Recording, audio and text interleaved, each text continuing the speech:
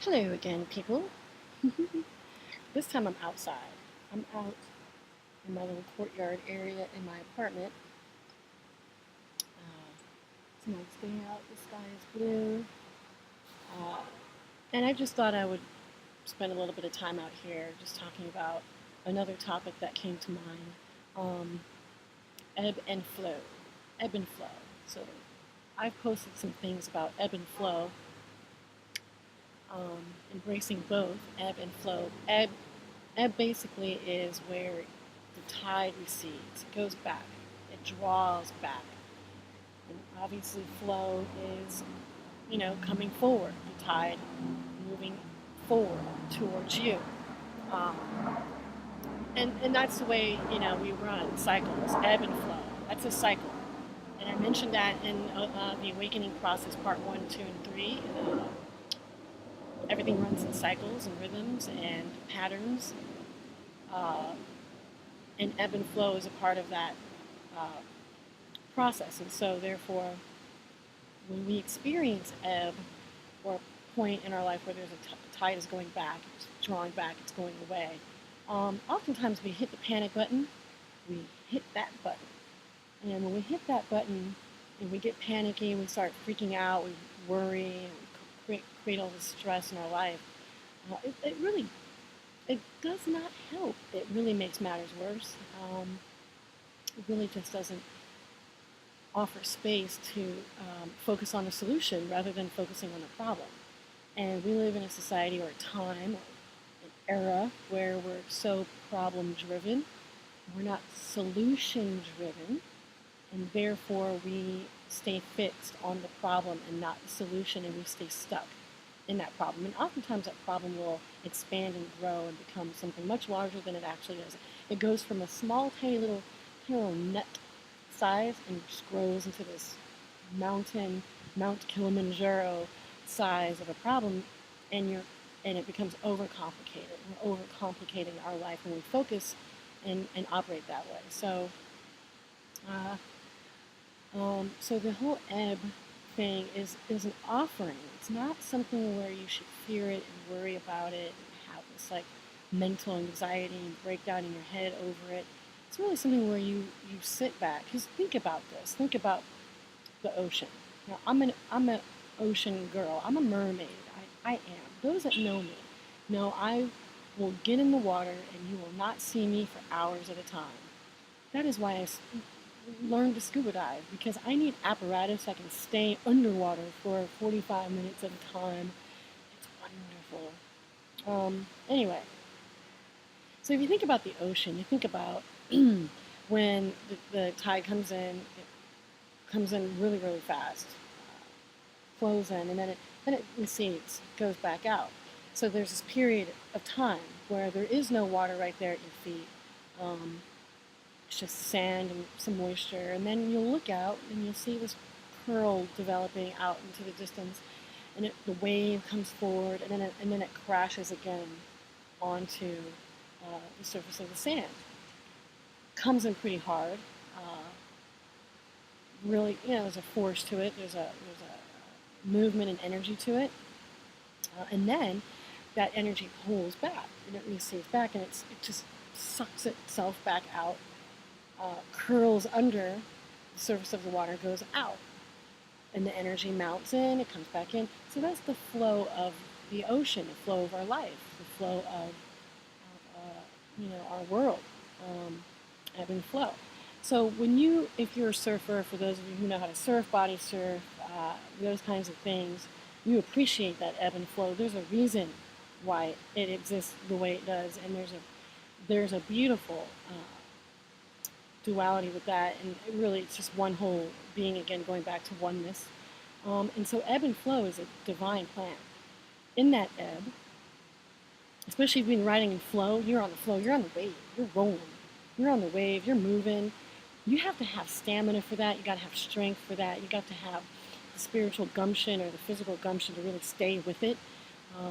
If you're weak and just tired and stressed out, you'll fall. And when you fall in a wave, it'll crush you. And anybody who knows how to surf or who's been in an experience of surfing knows that when you bite it, you you hurt, and if you don't know how to recover, you can drown, you can die.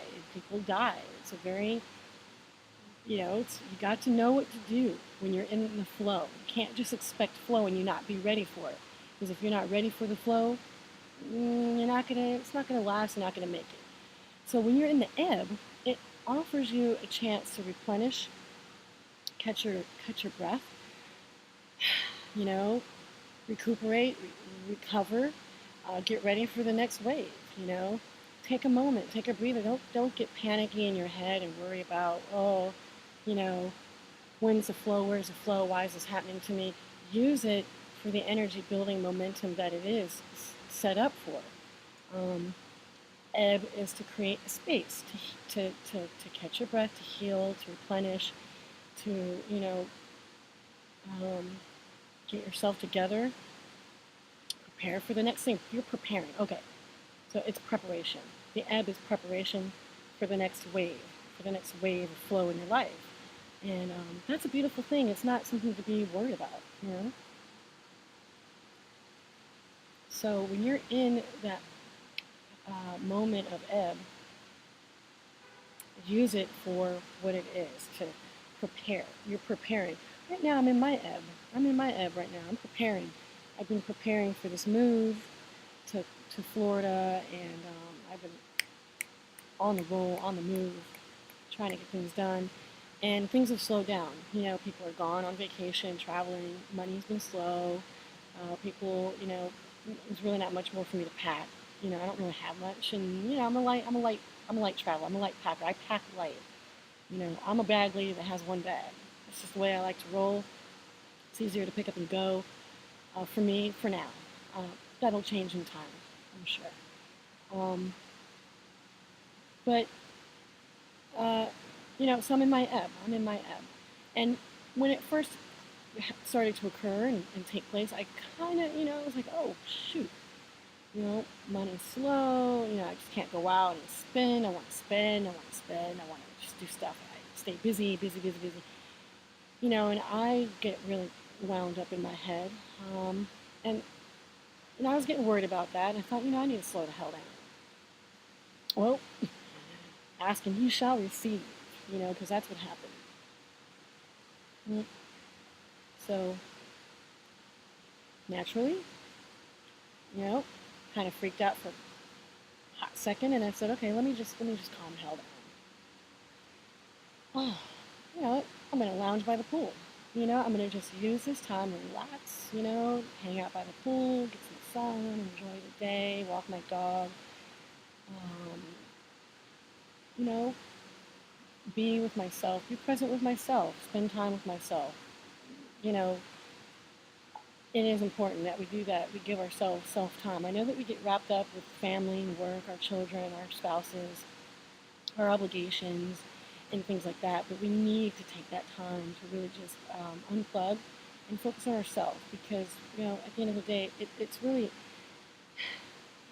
we gotta work with ourselves. We gotta know our boundaries and recreate our pattern and recreate our lives, and just go over some areas that we want to, smooth over and, repaint and so forth. So that affords us that kind of space and that opportunity to do those things. So take the ebb, use the ebb. It's a gift. It's not a curse. So that when you're ready, you're prepared. You're getting ready to go ahead and ride that wave, and you have enough strength and enough stamina, and enough of that stuff to ride your wave. And ride it well, honey. Ride the hell out of it. Carve it out. Do some 360s. Some 180s. Do some little flips. You have enough. Spiritual drive and physical drive and mental drive and energy to really, whip the wave and ride it well and enjoy it. And then when it slows down, comes to a slow, and it comes to a slower pattern and flow, and you reach an ebb. Take time to breathe. Again, gathering that prana, going back to that pranic state, and recoup and replenish and all that other yummy stuff, and not be worried about it. Because everything that you need will be made available to you. If you're present with yourself, you're coming from the heart center. We talked about that before. Moving from the heart, anahata, heart chakra, moving into gratitude and compassion. You don't have to worry about what you need because all those things will be given to you, will be there, will be available. So you don't have to worry.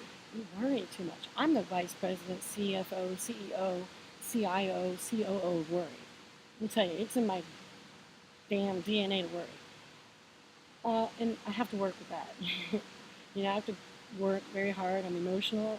I used to be very emotional, very erratic, very worrisome, very extremist with my expression of emotion. And, I've worked very, very hard with that. So these moments are not moments for me to create more worry and stress. They're moments to help me get balance and get back into my groove, into my center, and to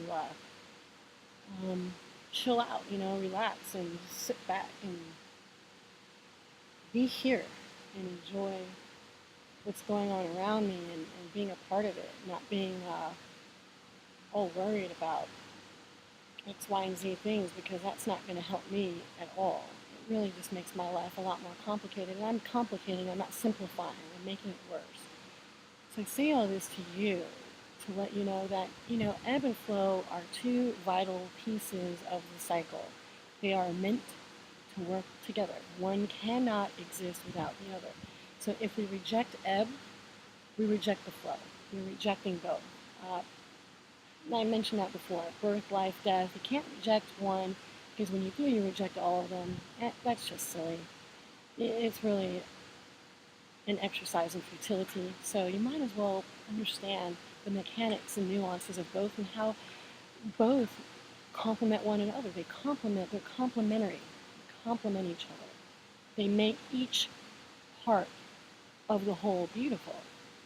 And that's what makes the journey. That's what makes the whole thing really come together.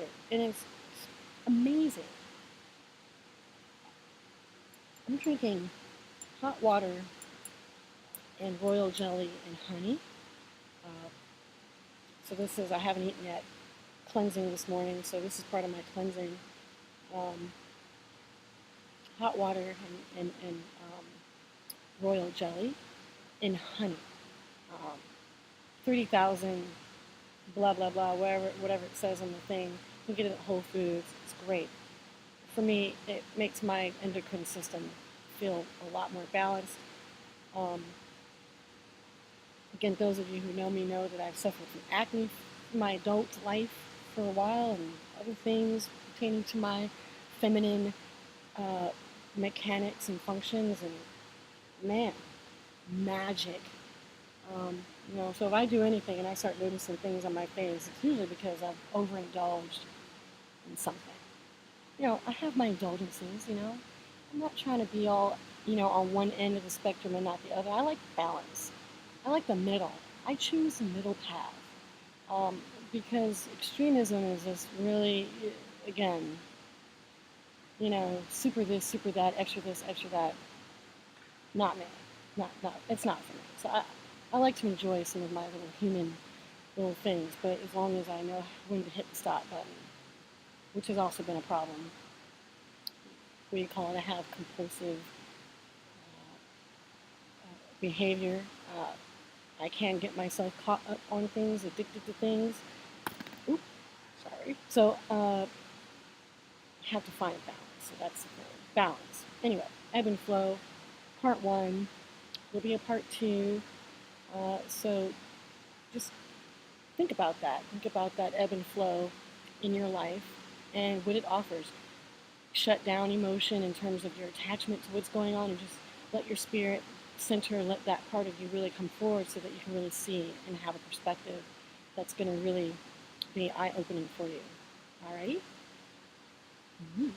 It's warm out here now. It's warming up.